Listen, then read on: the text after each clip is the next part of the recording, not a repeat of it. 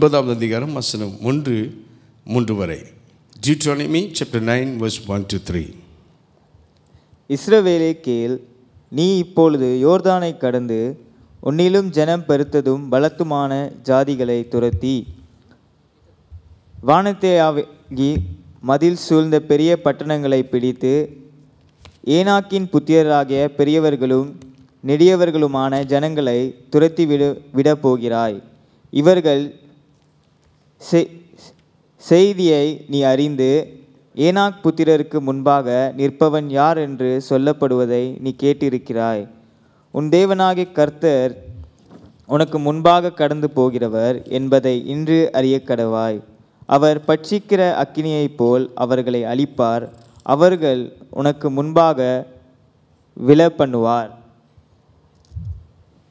இவ்விதமாய் கர்த்தர் உனக்கு சொன்னபடியே நீ அவர்களை சீக்கிரமாய் துரத்தி அவர்களை அழிப்பாய்.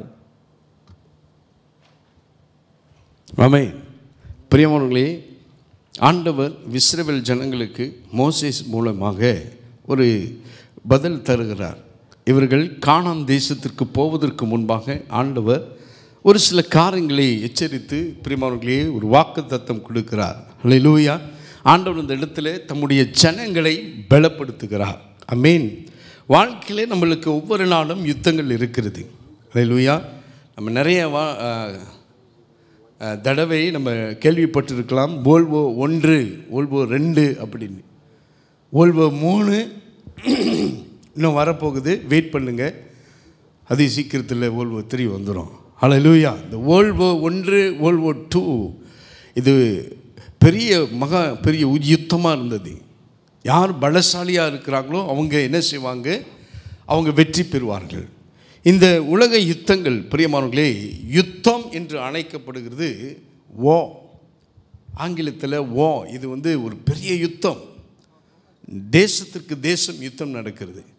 ஆகையால் பிரியமானவர்களே, வாழ்க்கையில் நமக்கு பிரியமானவர்களே கிறிஸ்தவர்கள் அல்லது மனிதர்களுக்கு ஒவ்வொரு நாளும் ஒவ்வொரு யுத்தங்கள் நடந்து கொண்டு இருக்கின்றது.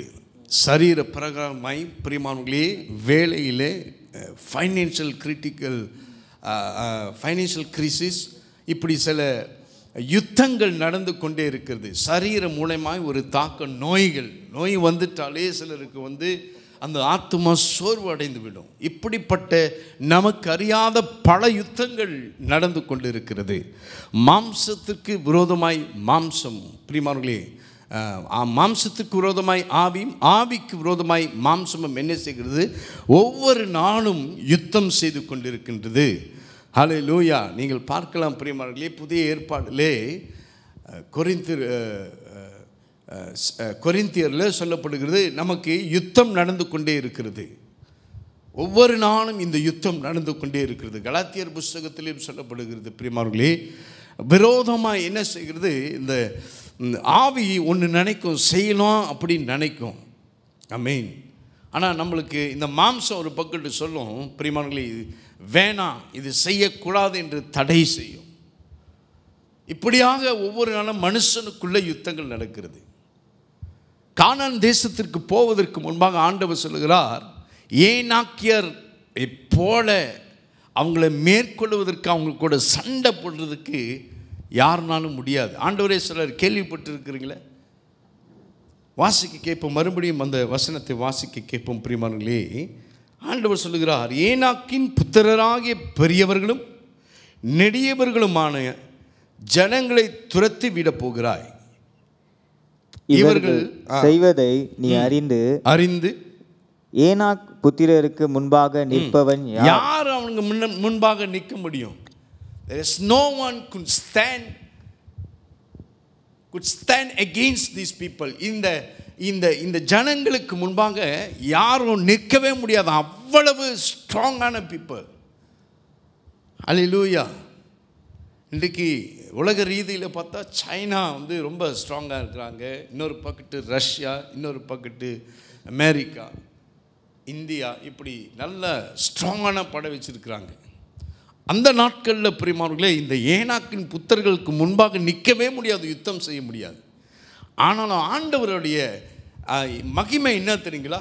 முடியாதவர்களை முடிய பலன் கொடுத்து நிற்க செய்கிறவர் தான் நம்முடைய ஆண்டவர். ஹல்லேலூயா. அவருக்கு எண்ணிக்கை பெரிதானது இல்லை. ஒரு ஆளை வச்சு ஆண்டவர் என்ன செஞ்சிருவார்? அத்தனை லட்சம் பீப்புள் என்ன செய்து சாய்க்க முடியும் ஆண்டவர்னால. அதுதான் ஆண்டவருக்கு மகிமை.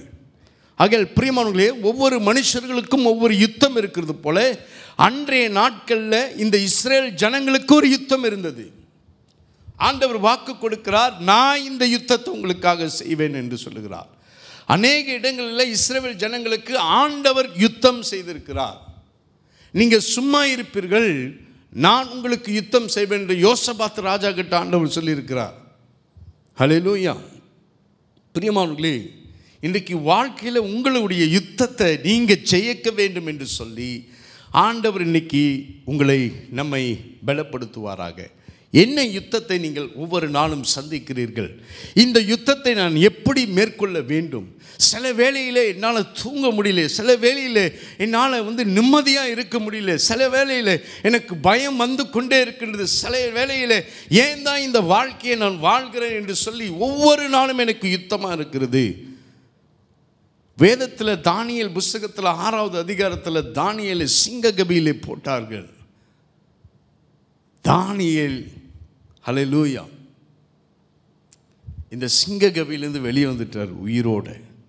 விசுவாசமாய் உண்மையாய் ஜெபித்து, பிரியமானவர்களே, ஆண்டவர் அவருக்காக தூதர்களை கட்டளையிட்டார். கட்டளையிட்டு சிங்கங்களின் வாய்களை கட்டினார். ஹல்லேலூயா. பிரியமானவர்களே, உங்களுக்கு ஆண்டவர் தேவ தூதர்களை கட்டளையிடுவாரா? விசுவாசிக்கிறீங்களா? Do you believe that God will send his angel to help you? நீங்கள் இதை விசுவாசிக்கிறீங்களா? பிரியமானவர்களே, இன்னைக்கு வாசிக்க கேட்போம். தானியேல் 6வது அதிகாரத்தில் வசனம் 1-4 வரை வாசிக்க கேட்போம்.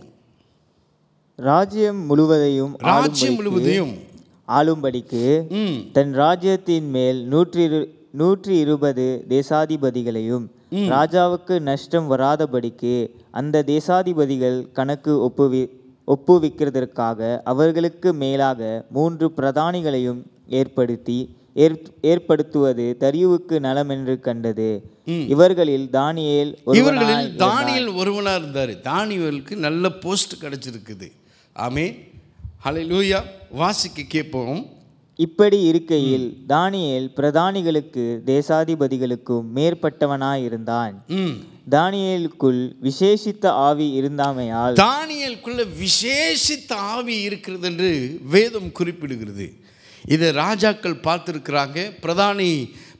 பிரதானிகள், ஞானிகள், அங்கே இருக்கிற ஒவ்வொரு ஜனங்களையும் தானியேலுக்குள்ள ஒரு ஸ்பெஷலான ஒரு ஆவி இருக்கிறது. யாரு? பரிசுத்த ஆவியானவர், விசேஷித்த ஆவி. அடுத்தது வாசிக்க கேட்போம். பிரியமானவர்களே, அவனை ராஜ்யம் முழுமைக்கும் அதிகாரியாக ஏற்படுத்த ராஜா நினைத்தான். அப்பொழுது பிரதானிகளும் தேசாதிபதிகளும் ராஜ்யத்தின் விசாரிப்பில் தானியேலை குற்றப்படுத்தும்படி முகாந்தரம் தேடினார்கள். பிரியமானவர்களே, இங்க தானியேலை குற்றப்படுத்தும்படியாக இவனை எப்படியாச்சும் நம்ம என்ன செய்யணும்? குற்றப்படுத்திடணும். must find fault with Daniel. இந்த தானியேல் கூட எப்படியாச்சும் ஒரு தவறு கண்டுபிடிக்கணும். பொறாமைகளில் அங்கே இருக்கிறாங்க சிலர். அவன் முன்னேறிடக்கூடாது அப்படின்னு சொல்லி. உங்கள் வேலை இடத்துல இருக்கலாம் பிரியமானவர்களே, உங்கள் வீட்டின் பகுதியில் இருக்கலாம் பிரியமானவர்களே. ஹல்லேலூயா. இல்லை, சாத்தான் உங்களுக்கு எதிரியாக சில காரியங்கள் உங்களுடைய வேலையில், உங்களுடைய ஃபைனான்ஸில், உங்களுடைய சரீரத்தில் பிரியமானவர்களே இப்படியாக ஒரு யுத்தத்தை நடத்த வேண்டும் என்று சொல்லி பிரியமானவர்களே தடையாய் இருக்கலாம். தானியேல் இப்படி இவ்வளவு தடைகள் இருந்தோம், எப்படியாச்சும் அவனை குறை கண்டுபிடிக்கணும்னு குறை கண்டுபிடிச்சாங்க. ராஜா கிட்ட போய் சொல்கிறாங்க, 30 நாளைக்கு இந்த தானியேல் வர்ஷிப் பண்ணக்கூடாது. இங்கே இருக்கிறவர்கள் எல்லாரும் எந்த கடவுளையும் வணங்கக்கூடாது. ராஜாவை மட்டும் என்ன செய்யணும்? வணங்கணும். ராஜாவை மட்டும் பார்க்கணும். வேறு எந்த கடவுளை எந்த நேரத்திலும் வணங்கக்கூடாது என்று சொல்லி தானியேலுக்கு விரோதமாய் எழும்பினார்கள். இதை ராஜா கையெழுத்து போட்டார், முத்திரை போட்டார். இதை யார் மீடுறான்? ஏன்னா தானியேல் தவறாமல் 3 வேளை தானியேல் என்ன செய்வார்? தொழுது கொள்ளுவார், ஆண்டவரிடத்தில் விண்ணப்பம் செய்வார். இது எல்லாருக்கும் தெரியும்.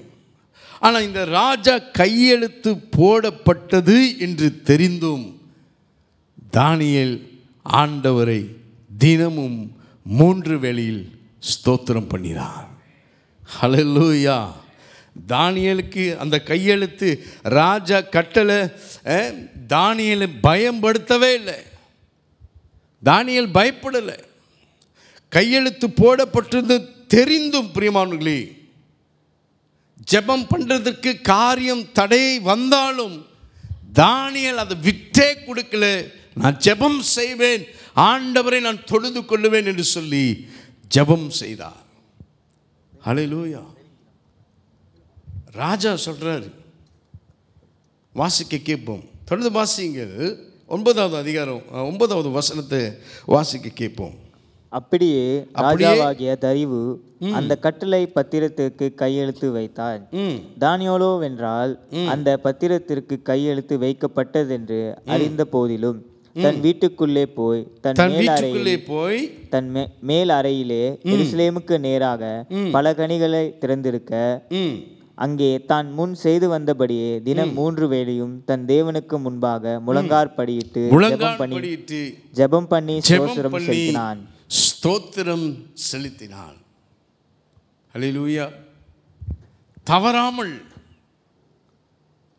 பிறகு என்ன நடக்குது? வாசிக்க கேட்போம் பிரியமானவர்களே. அப்பொழுது அந்த மனுஷர் கூட்டம் கூடி தானியேல் தன் தேவனுக்கு முன்பாக ஜெபம் பண்ணி விண்ணப்பம் செய்கிறதை கண்டார்கள். பின்பு அவர்கள் ராஜாவுக்கு முன்பாக வந்து ராஜாவின் தாக்கீதை குறித்து எந்த மனுஷனாகிலும் 30 நாள் வரையில் ராஜாவாகிய உம்மை தவிர எந்த தேவனையானாலும் மனுஷனையானாலும் நோக்கி யாதொரு காரியத்தை குறித்து விண்ணப்பம் பண்ணினால் அவன் சிங்கங்களின் கெபியிலே போட வேண்டும் என்று நீர் கட்டளை பத்திரத்தில் கையெழுத்து வைத்தீர் அல்லவா என்றார்கள். அதற்கு ராஜா, அந்த காரியம் மெய்தியாயிருக்கும், பெர்சியருக்கும் இருக்கிற மாறாத பிரமாணத்தின்படி உறுதியாக்கப்பட்டதே என்றான். அப்பொழுது அவர்கள் ராஜாவை நோக்கி, சிறைப்பிடிக்கப்பட்ட யூதேயா தேசத்தின் புத்திரரில் தானியேல் என்பவன் உம்மையும் நீர் கையெழுத்து வைத்து கொடுத்த கட்டளையும் மதியாமல் தினம் 3 வேளையும் தான் பண்ணும் விண்ணப்பத்தை பண்ணுகிறான் என்றார்கள். ராஜா இந்த வார்த்தைகளை கேட்டபோது தன்னில் மிகவும் சஞ்சலப்பட்டு தானியேலை காப்பாற்றும்படி அவன் பேர். ராஜா இங்க சஞ்சலப்படுறாரு. ராஜா உடனே தூக்கி போட்டிருக்கலாம். ஆனால் ராஜாக்கு ரொம்ப கஷ்டமா இருக்கிறது. ஏன்? தானியேலுக்குள்ள விசேஷித்த ஆவி. தானியேல் ஜெபம் பண்ணினார். தானியேல் ஆண்டவருக்கு முன்பாக நிற்கிறார். நீங்க ஜெபம் பண்ணுகிறவர்களாக இருந்தாலும் ஆண்டவரோடு கூட ஒரு நல்ல நெருங்கிய உறவு வைத்திருந்தாலும் பிரியமானவர்களே, உங்களுக்கு மேலே இருக்கிற அதிகாரிகள் கூட உங்க மேலே தயவாக இருப்பாங்க. ஹல்லேலூயா. உங்களுக்கு ஒன்றுனா அவங்களுக்கு வலிக்கும். ஏன்?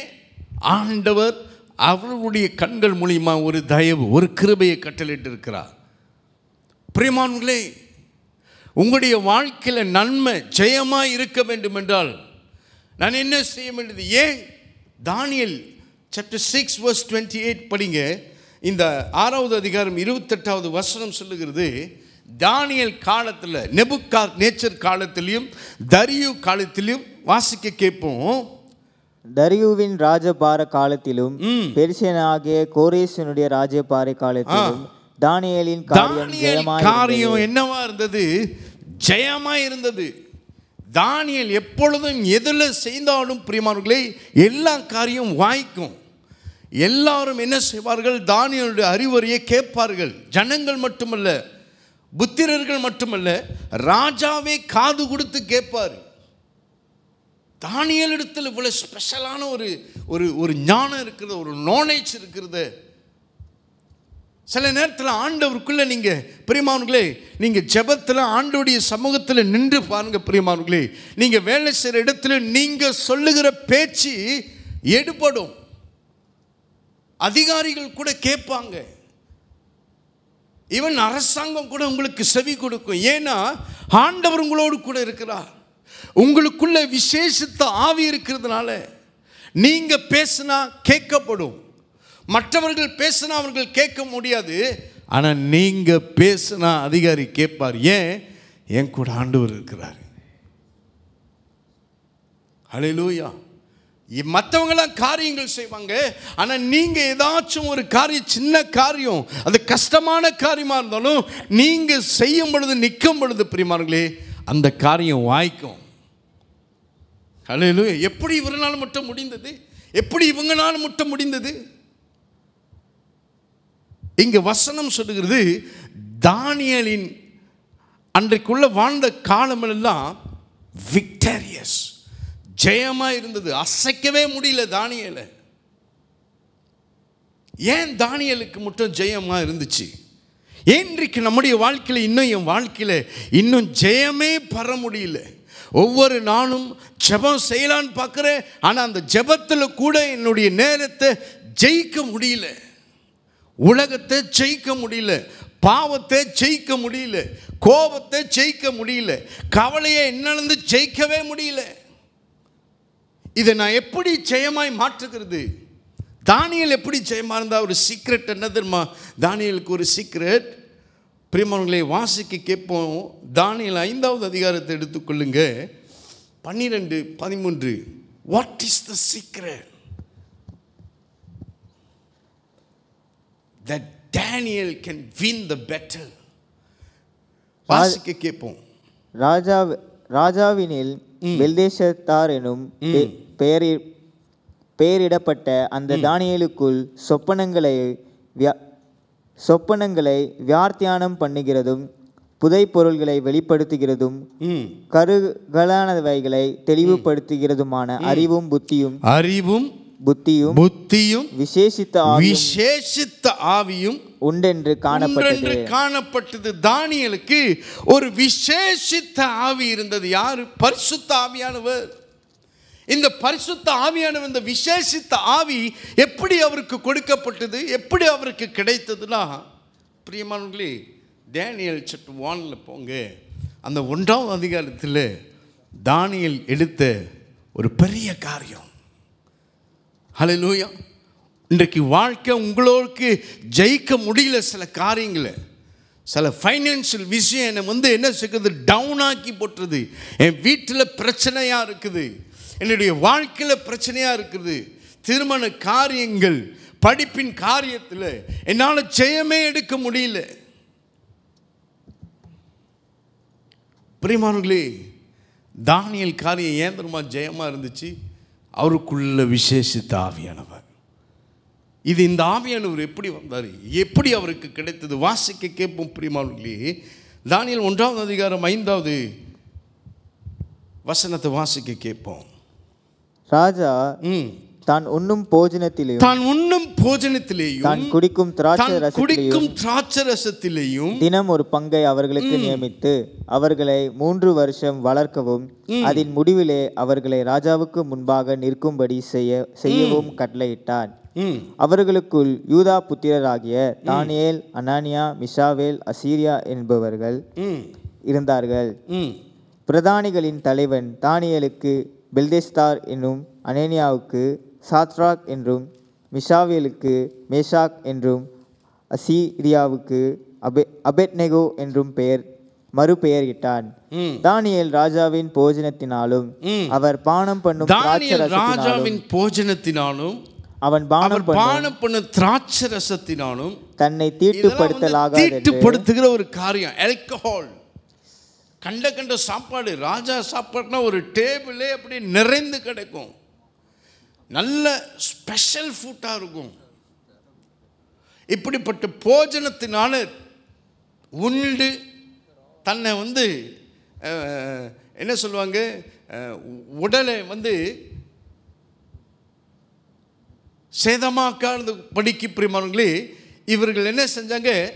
இது தீட்டுப்படுத்தும் இந்த காரியங்கள், இது ஆண்டவருக்கு அது பிரியமில்லாதது என்று சொல்லி ஒரு தீர்மானம் எடுத்தார். He made a decision, a strong decision that he want to live for God. ஆண்டவருக்குண்டு வாழணும் என்று சொல்லி ஒரு ஸ்ட்ராங் டிசிஷன் எடுத்தார். இதெல்லாம் ஆண்டவரை தீட்டுப்படுத்தும், இதெல்லாம் ஆண்டவருக்கு பிடிக்காது என்று சொல்லி ஒரு தீர்மானம் எடுத்தார். வாழ்க்கையில் சில தீர்மானங்கள் நம்ம ஈஸியாக எடுத்துடலாம். ஹல்லேலூயா. இன்றைக்கி சர்ச்சுக்கு போகணுமா அப்படின்னு கேட்டிங்கன்னா எஸ், சர்ச்சுக்கு போயிடலாம் அப்படின்ட்டு சொல்லி வந்துடலாம். இன்றைக்கி சாப்பிடணுமா அப்படின்ட்டு சொன்னீங்களா, அது நம்மளுக்கு சொல்லவே தெரியல, சின்னாங்க நம்ம டிசிஷன் எடுத்துடலாம், சாப்பிட்ருவோம் அப்படின்னு. ஹல்லேலூயா. இன்றைக்கி குளிக்கலாமா அப்படின்ட்டு சொன்னால் குளிக்காமல் யாரும் இருக்க முடியுமா, குளிக்கணும் அப்படின்னு ஒரு டிசிஷன் எடுத்துடலாம். ஆனால் வாழ்க்கையில் சில டிசிஷன் எடுக்கிறதுக்கு ரொம்ப கஷ்டம், ரொம்ப தீர்மானம் பண்ணுவோம், ரொம்ப ரொம்ப யோசிப்போம். ஆனால் இங்கே தானியேல் ஒரு ஒரு ஒரு உறுதியான ஒரு ஸ்ட்ராங்கான இந்த காரியங்கள் ஆண்டவரை தீட்டுப்படுத்தும் என்று சொல்லி ஒரு டிசிஷன் எடுத்தார். அந்த டிசிஷன் எடுத்தனால ஐ டெல் யூ, அந்த 2வது அதிகாரத்தில் ஆண்டவர் சொல்லியிருக்கிறாரு. 8வது வசனத்தை வாசிக்க கேட்போம் பிரியமானவர்களே. 1:8 வாசிங்களே.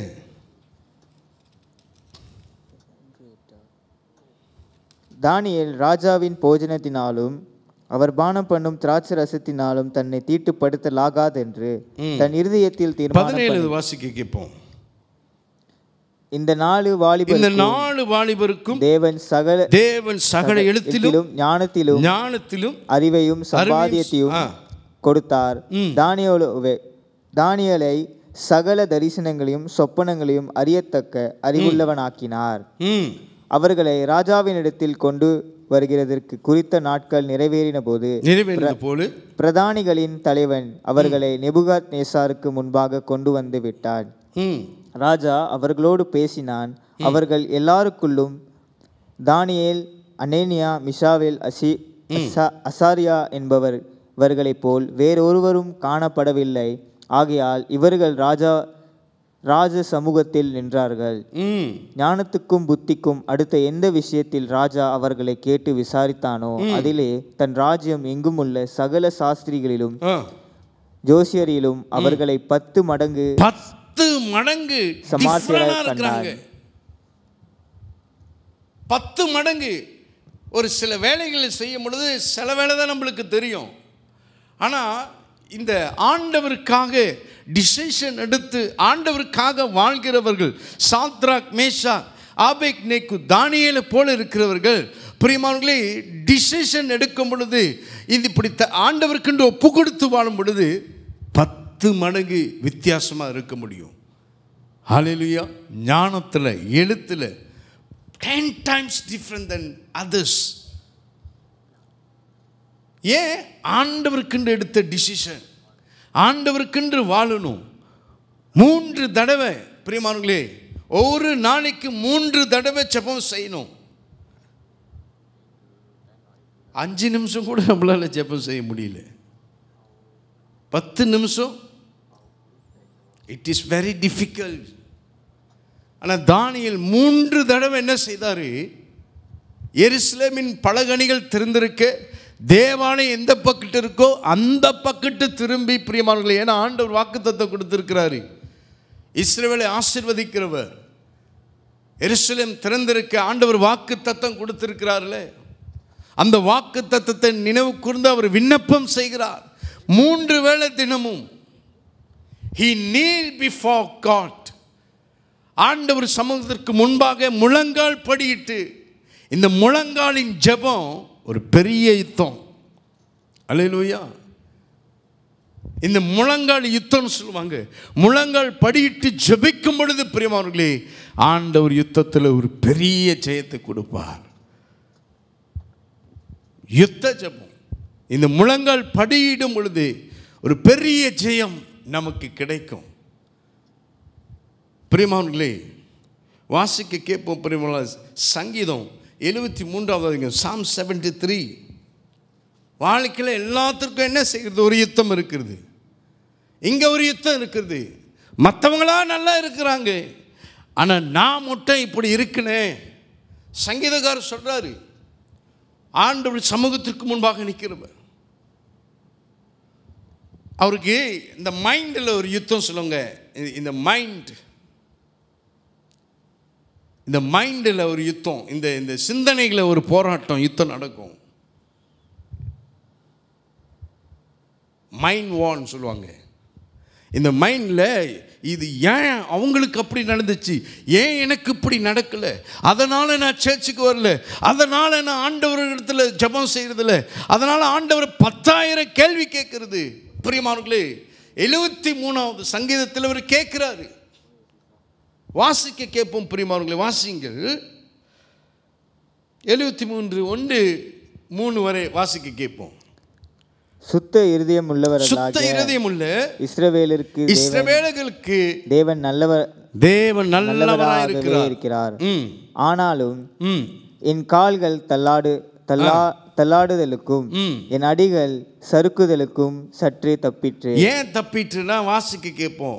துன்மார்க்கரின் வாழ்க்கை நான் காண்கையில் வீம்புக்காரராகிய அவர்கள் மேல் பொறாமை கொண்டு பொறாமை. ஆண்டவர்கிட்ட அடிக்கடி நான் வரேன், ஆண்டவரை துதிக்கிறேன், ஆண்டவரத்தில் ஜெபம் செய்கிறேன், ஆண்டவரத்தில் நான் பரிசுத்தமா இருக்கிறேன், ஆண்டவருக்கு காணிக்கை செலுத்துகிறேன். ஆனா என்னோட வாழ்க்கையை விட மற்றவர்கள் வாழ்க்கை செழிப்பா இருக்கிறது. ஏன் ஆண்டவரை ஏன் அப்படி விட்டீங்க? நீங்க ஆசீர்வதிக்கிற தேவன் தானே. அப்படி ஒரு யுத்தம் சிந்தனையில். ஆனா அவருக்கு தெரியல, ஆண்டவர் சில காரியத்தில் ஜெயத்தை கொடுத்திருக்கிறாரு, பாதுகாத்திருக்கிறாரு, நல்ல சுகத்தை கொடுத்திருக்கிறாரு, வேலி அடிச்சிருக்கிறாரு. ஆண்டவர் அவருக்கு கண் முன்பாக தான் இருக்கிறாரு. சில வேளையில் ஆண்டவர் செய்கிற காரியங்கள் நம்முடைய கண்கள் மறைவாக தான் இருக்கிறது. சில காரியம் நம்ம எப்பொழுதும் நன்மை நடக்கும் நம்ம யோசிப்போம், ஆனால் தீமை நடந்து கொண்டே இருக்கும். ஏன்? அந்த தீமை இருக்கிறதுனால தான் சில வேளையில் நம்ம சரிப்படுத்திக் கொள்ளுகிறோம். அந்த தீமை வருகிறதுனால தான் சில நேரத்தில் நம்ம எச்சரிப்பாக இருப்போம். அந்த தீமை வருகிறதுனால தான் சில வேளையில் அந்த தீமைக்காக ஆண்டவரிடத்தில் நம்ம என்ன செய்வோம்? நெருங்கி ஜீவிக்க முடியும். இங்கே அவர் சொல்றாரு, இன்னைக்கு ஆண்டவரே மற்றவங்க நல்லா இருக்கிறாங்க, ஆண்டவரே எனக்கு மட்டும் ஏன் ஆண்டவரே கிடைக்கலன்னு புலம்புறாரு. வாசிக்க கேட்போம் பிரியமானவர்களே, என்ன சொல்றாரு வாசிங்க. மரணம் பரியந்தம் அவர்களுக்கு இடுக்கண்கள் இல்லை, அவர்களுடைய பலன் உறுதியா இருக்கிறது. நரற்படும் வருத்தத்தில் அகப்படார்கள், மனுஷர் அடையும் உபாதியை அடையார்கள். ஆகையால் பெருமை சரப்பணியை போல் அவர்களை சுற்றி கொள்ளும், கொடுமை ஆடையை போல் அவர்களை மூடிக்கொள்ளும். அவர்கள் கண்கள் கொழுப்பினால் எடுப்பாய் பார்க்கிறது, அவர்கள் இருதயம் விரும்புவதிலும் அதிகமாய் நடந்தேறுகிறது. அவர்கள் சீர்கெட்டு போய் அகந்தையாய் கொடுமை பேசுகிறார்கள், இருமாப்பாய் பேசுகிறார்கள். குணம்லாம் இருக்கு, ஆனா அவங்க நல்லா இருக்கிறாங்க. ஆண்டவரே துன்மார்க்கரை பார்த்து சொல்றாரு.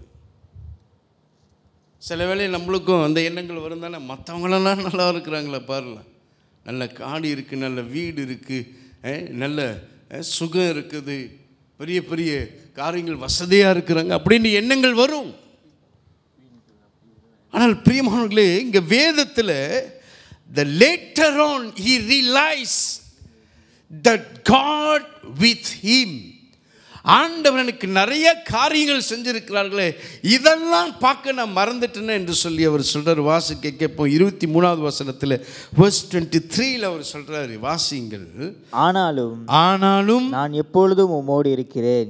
நான் எப்பொழுதும் ஆண்டவர் கூட இருக்கிறேன், எனக்கு அது போதும். அவர் உணர்ந்துட்டாரு. அமீன். அடுத்தது, என் வலது கையை பிடித்து தாங்குகிறீர். உம்முடைய ஆலோசனையின்படி நீர் என்னை நடத்தி முடிவிலே என்னை மகிமையில். முடியல ஆண்டவரே, முடிவிலே நீங்க என்னை மகிமையில நடத்துவீங்க. இன்றைக்கு கஷ்டமா இருந்தாலும் பாடுகளை நான் கடந்து போனாலும் ஆண்டவரே உங்க கூட நான் நிற்கும் பொழுது என் கரத்தை பிடித்து எப்பொழுதும் எனக்கு நீங்க ஜெயத்தை தருவீங்க. ஏன்? நான் ஆண்டவர் பக்கத்தில் இருக்கிறேன், எனக்கு தெரியுது ஆண்டவர் என்னை நடத்துறாரு. அடுத்த வசனத்தை வாசிக்க கேட்போம். என்ன சொல்றாரு? பரலோகத்தில் உம்மை அல்லாமல் எனக்கு வேற எங்கேயுமே அடைக்கலம் கிடைக்காது. அவர் சொல்றாரு, பரலோகத்தில் ஆண்டவரை தவிர எனக்கு வேற யாரும் இல்லை. அல்லேலூயா. பூலோகத்தில் உம்மை தவிர எனக்கு வேற விருப்பம் இல்லை. நான் எழுந்திரிச்சாலும் ஆண்டவர்கிட்ட தான் போகணும், தூங்கினாலும் ஆண்டவர்கிட்ட தான் போகணும், சாப்பிட்டாலும் உட்கார்ந்தாலும் எதை செய்தாலும் இப்படிப்பட்ட ஒரு ஆசாப்பு இருக்கிறாரு. ஆண்டவர் தான் எனக்கு வேணும், அவர் தான் என்னுடைய விருப்பம் ரியலைஸ் பண்ணுறாரு. ஹல்லேலூயா. கடைசி வசனத்தை வாசிக்க கேட்போம் பிரியமானவர்களே. 28வது வசனம். எனக்கோ தேவனை அண்டிக் கொண்டிருப்பதே நலம். நான் உமது கிரியைகளை எல்லாம் சொல்லி வரும்படி கர்த்தராகிய ஆண்டவர் மேல் நம்பிக்கையை வைத்திருக்கிறேன். நான் எங்க போனாலும் தேவனை போய் சார்ந்து நின்று அண்டிக் கொண்டாதான் எனக்கு ஆசீர்வாதம், நிம்மதி, சமாதானம். பிரியமானவர்களே, அவர் எங்கே நம்பிக்கை வச்சிருக்கிற கடைசியில் அவர் ரியலைஸ் பண்ணுறச்ச இவங்களை பார்த்து பொறாமப்படுறதோடு மற்ற காரியங்களை பார்த்து நான் யுத்தத்தில் இந்த சிந்தனையில் யுத்தம் செய்து கொண்டிருக்கிறத பார்க்கலும் நான் ஆண்டவர் பக்கத்து போய் நிற்கிறதே, ஹல்லேலூயா, அது எனக்கு பெரிய ஒரு ஜெயம். ஹல்லேலூயா. நம்பிக்கை ஆண்டவர் மேலே வைக்கிறார். முழங்கால் ஜெபம் பிரியமானவர்களே பெரிய ஜெயத்தை கொண்டு வரும்.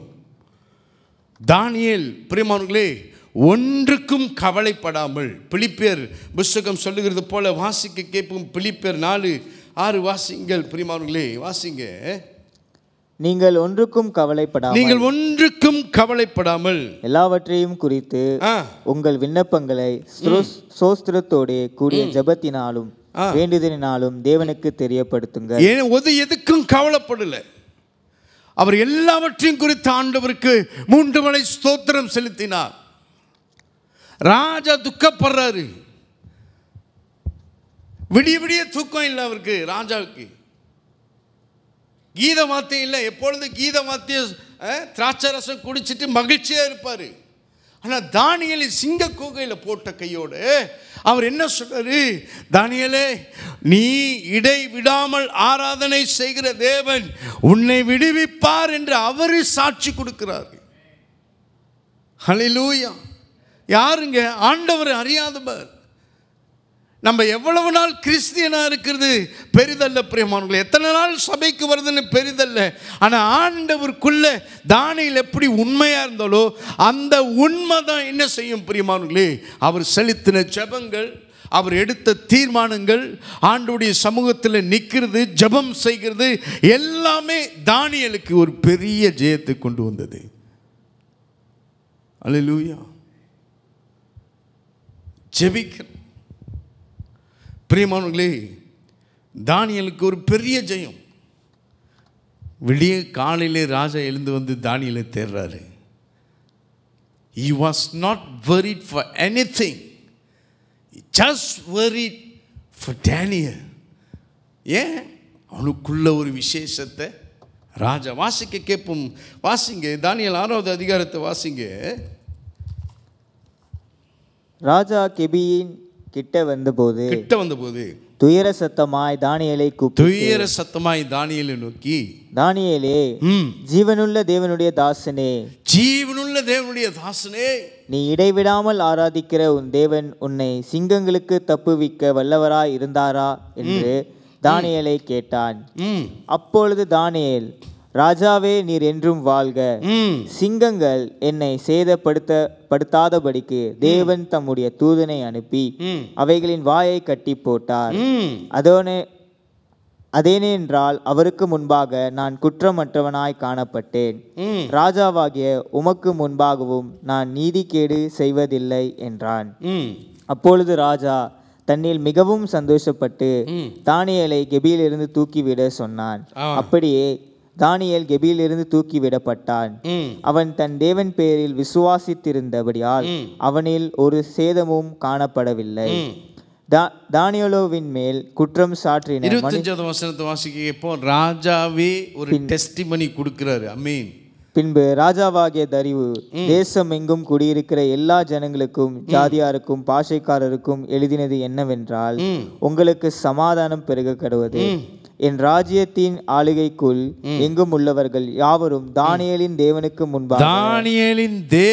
முன்பாக நடுங்கி பயப்பட வேண்டும் என்று நடுங்கி பயப்பட வேண்டும் என்று என்னாலே தீர்மானம் பண்ணப்படுகிறது என்று எழுதுகிறார். யாரு? ஆண்டவர் அறியாதவர். தானியேலுக்குள்ள இருந்த விசேஷித்த ஆவி, தானியேல் செய்த கிரியைகள், தானியேல் உண்மையாக இருந்ததுனால அவருக்குள்ள இருக்கிற பெரிய ஆண்டவரை காண முடிந்தது. ஹல்லேலூயா. அவர் முழங்கால் சிங்க கபியில் போட்டோன்னு நான் நினைக்கிறேன், தானியேல் நிச்சயமாய் எப்பொழுதும் 3 வேளை தொழுது கொண்டிருப்பார். ஹல்லேலூயா. அந்த விண்ணப்பம் பயப்படாதபடிக்கு சிங்கம் வாய் கட்டி போட்டிருந்தார் ஆண்டவர். மற்றவர்களை தூக்கி உள்ளுக்கு போடுறாங்க, தூக்கி போடுறது முன்னுக்கு சிங்கம் பாய்ந்து அவர்களை கடித்தது. என்ன ஒரு பெரிய அற்புதம்! ஏன்? முழங்காலின் யுத்தம், முழங்காலின் ஜெபம் ஆண்டுடைய சமூகத்துக்கு நின்றது. வாழ்க்கையில் பெரிய ஜெயம் வருவதற்கு பிரியமானவர்களே, காரியம் பிரியமானவர்களே, விசேஷித்த ஆண்டவரோடு இருக்கிற ஒரு கனெக்ஷன். விசேஷித்த ஆவியானவர் தானியேலுக்குள்ளே இருந்தார். 2வது பிரியமானவர்களே, தானியேல் எடுத்த தீர்மானம். He made a strong decision that he could live. He can live. He want to live for God. ஆண்டவருக்கென்று வாழ்வதற்கு ஒரு தீர்மானம் எடுத்தார். 3வது பிரியமானவர்களே, அவர் ஆண்டவருக்கென்று என்ன செய்தார்? ஜெபம் செய்தார், முழங்கால் யுத்தம் செஞ்சார். நீங்கள் தானியேல் 9வது அதிகாரம் 10வது அதிகாரம் நீங்கள் வாசித்து பாருங்க. தானியேல் எத்தனை நாள் உபவாசம் எடுத்தார், ரட்டு உடுத்தினார். அவர் ஜெபிக்க போகிறதுலாம் தேவ தூதர்கள் வந்து இறங்கினாங்க, காப்ரியேல் வந்து இறங்குறாரு. சில வேளையில் பிரியமானவர்களே, நமக்கு ஆவிக்குரிய யுத்தம் நடக்கும். எனக்கு ஒரு பெரிய அனுபவம் என்னென்னா, ஒரு நாள் பைபிள் வாசித்து கொண்டு இருக்கும் பொழுது அந்த நாட்களில் ஒரு பெரிய ஒரு கை வந்து அமுத்தி அப்படியே பைபிள் படிக்க விடாதபடிக்கு ஒரு ஆவிக்குரியத்தை நடந்துச்சு. அப்படியே தூக்கம் வந்துருச்சு. சில வேளையிலே சத்துருக்கள் ஆவிக்குரியத்தம் நடக்கும் பிரியமானவர்களே. நீங்கள் ஜெபிக்க கூடாது, நீங்கள் வேதம் வாசிக்க கூடாது என்று சொல்லி சில பிரச்சனைகள் தடை வரும். அடிக்கடி வீட்டில் பிரச்சனை வந்து கொண்டே இருக்கும். அடிக்கடி சண்டை சச்சரவு வரும், அடிக்கடி கோபம் வரும், அடிக்கடி வியாதி வரும், அடிக்கடி தூக்கம் சோர்வு வரும். இது பிசாசு தனிப்பட்ட முறையில் கொண்டு வருகிற ஒரு ஆவிக்குரிய யுத்தம். இந்த ஆவிக்குரிய யுத்தத்தில் நிற்க வேண்டும் என்றால் பிரியமானவர்களே, நாம் ஆண்டவருக்கென்று நிற்க வேண்டும். ஆண்டவருடைய சமூகத்தில் முழங்கால் படியிட வேண்டும். ஆண்டவருடைய சமூகத்தில் நம்ம என்ன செய்ய வேண்டும்? ஒரு தீர்மானம் எடுத்து வாழ வேண்டும். ஆண்டவருக்காக ஒரு பரிசுத்தமான வாழ்க்கை நம்ம வாழ்ந்து ஆக வேண்டும் என்று சொல்லி யோசுவா 3:5 அவர் சொல்றாரு, யோர்தான் தடையா இருக்கிறதுனால இந்த யோர்தானை கடக்கிறதற்கு, இந்த எரிகோ மதில்களை தடை செய்வது, இந்த உடைக்கிறதற்கு ஆண்டவர் அவர் ஆசாரியர்கள்ட்ட போய் சொல்வார், யோசுவா நீங்கள் உங்களை பரிசுத்தம் பண்ணி கொள்ளுங்கள், நாளை நம்முடைய நடுவிலே ஆண்டவர் அற்புதம் செய்வார். ஏன்? பரிசுத்தம் தேவைப்பட்டது, சுத்திகரிப்பு தேவைப்பட்டது, ஆண்டவருக்கென்று ஒப்பு கொடுக்கிற ஒரு வாழ்க்கை தேவைப்பட்டது. அப்பதான் ஜெயமா நம்முடைய வாழ்க்கை மாறும். இல்லைன்னா மாறவே மாறாது. நம்முடைய வாழ்க்கை அப்படியே இருக்கிறதுக்கு காரணம் நம்ம ஒரு டிசிஷன் எடுக்கல, நம்ம ஆண்டவருக்குன்ற ஒரு தீர்மானம் எடுக்கல, பரிசுத்தமாய் வாழல, ஆண்டவருடைய சமூகத்தில் நிற்காததுனால தான் பிரியமானவர்களே சில ஜெயத்தை சில காரியத்தில் நம்மளால் ஜெயிக்க முடியல. ஹல்லேலூயா. ஆப்பிரிக்கா தேசத்தில் லிபேரியா என்ற இடத்துல ஒரு கிராமத்தில் பிரியமானவர்களே, ஒரு காட்டுவாசிகள் பகுதியில் பிரின்ஸ் கபு, இந்த பிரின்ஸ் கபு தான் சாமுவேல் மோரிஸாக மாறினார். இந்த பிரின்ஸ் கபு அவங்க வீட்டில் அவங்க ராஜா தான், அந்த கிராமத்தில் அவங்க அப்பா தான் தலைவர். அவங்க அப்பாவை அடித்து துன்புறுத்தி பிரியமானவர்களே இந்த மகனை கட்டி போட்டுட்டாங்க. இவங்க இப்போ சமைக்க போகிறாங்க, அவனை வெட்டி சமைக்க போகிறாங்க. இது ட்ரூ ஸ்டோரி பிரியமானவர்களே. இந்த சமைக்கிற வேலையிலே பிரியமானவர்களே திடீரென்று அவர் கட்டி வைத்திருந்த அந்த கம்பத்தில் வானத்திலிருந்து ஒரு பெரிய ஒளி வந்தது.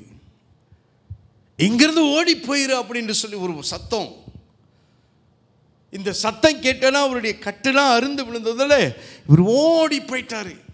ஓடி போய் கடல் துறைமுகத்தில் போர்ட்ஸ்மவுத் என்ற இடத்துல பிரியமானவர்களே அங்கே போய் சில நாள் பட்டினியாக இருந்து சின்ன இளம் வயசில் பட்டினியாக இருந்து அங்கே போய் வேலை செய்து கொண்டிருக்கும் பொழுது பிரியமானவர்களே, ஒரு வெள்ளை லெஸ்ஸி மெக்னல் என்ற ஒரு லேடி என்ன செஞ்சுருக்கிறாங்க, அந்த சாமுவேல் மாரிஸ் அந்த பிரின்ஸ் கபுவை பார்த்து சொல்லியிருக்கிறாங்க, நீ நல்ல இப்படி இருக்கிறிய, ரொம்ப கஷ்டப்படுறிய, நான் சொல்கிற ஒரு அமெரிக்கா தேசத்துக்கு போ என்று சொல்லி அவங்களுக்கு அந்த கப்பல் பயணம் அந்த டிக்கெட் வாங்கி கொடுத்து அனுப்பிவிட்டாங்க.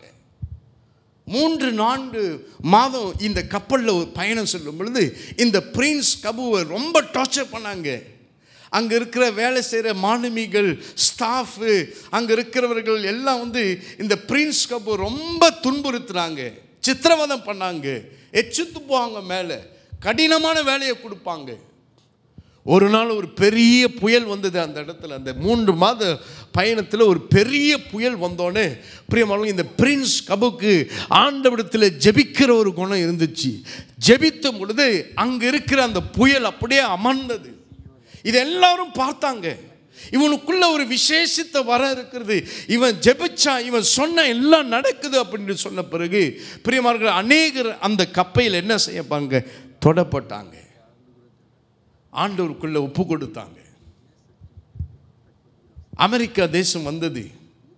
அங்கே இருக்கிற அந்த லெஸ்ஸி மெக்னல் சொன்ன அவங்க ஸ்டீவன் மேரிட் என்ற ஒரு நபர்கிட்ட போய் இந்த பிரின்ஸ் கபு ஒப்பு கொடுத்தாங்க. சொன்னாங்க, இவன் நல்ல பையன், நல்லா படிப்பான்.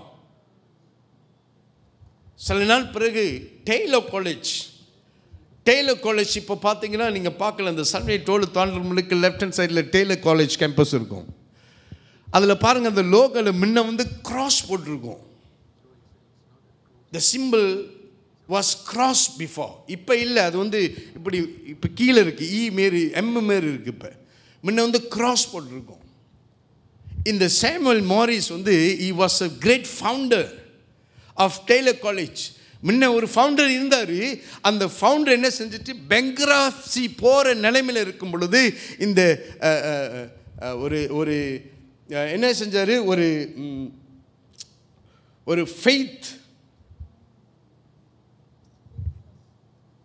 ஃபெய்த் என்ன ஃபண்டு ரேஸ் பண்ணணும்னு சொல்லிட்டு இந்த ஃபெய்த் ரேஸ் பண்ணாங்க, இந்த ஃபண்டு ரேஸ் பண்ணாங்க.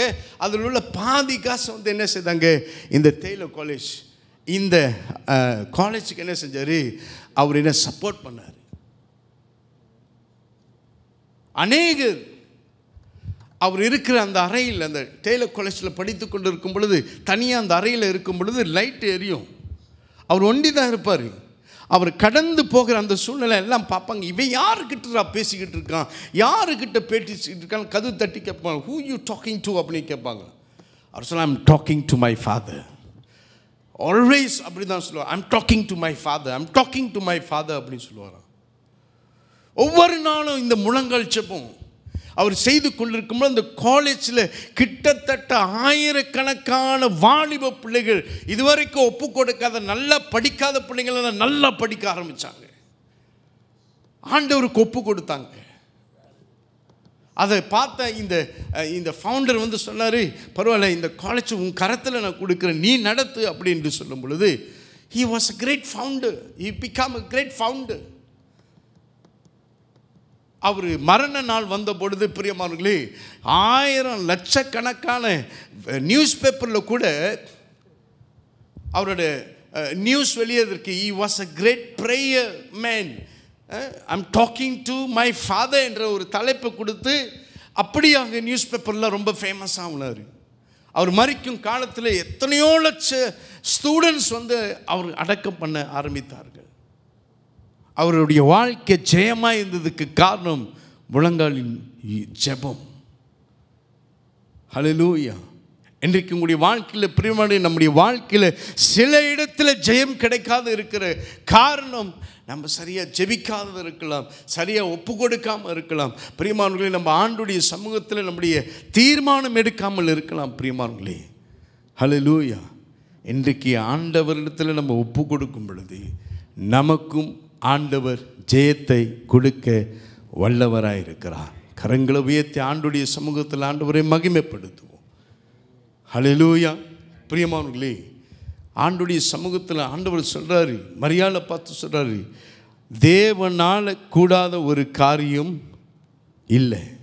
மார்க் 10வது அதிகாரம் எடுத்துக்கொள்ளும் 26, 27 வாசிக்க கேட்போம் பிரியமான. Mark chapter 10 verse 26 to 27.